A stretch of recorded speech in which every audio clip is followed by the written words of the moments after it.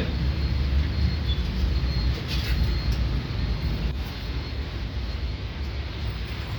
Rồi, đi chỗ.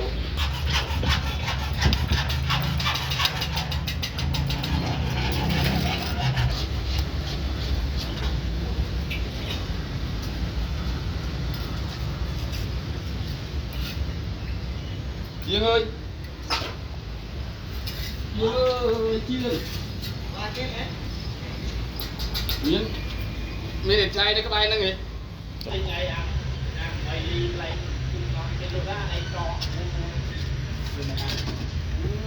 Ngồi nhảy vô cá. Anh cho cá ngon hơn đi. Còn cho đi vậy nha. Anh cho đi chứ. Vô anh có trả thì vô. Ừ, buộc chặt chung vào ông đó.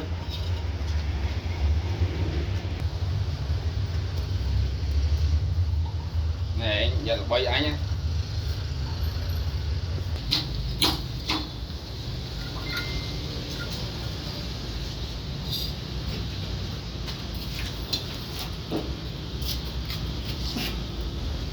Đó.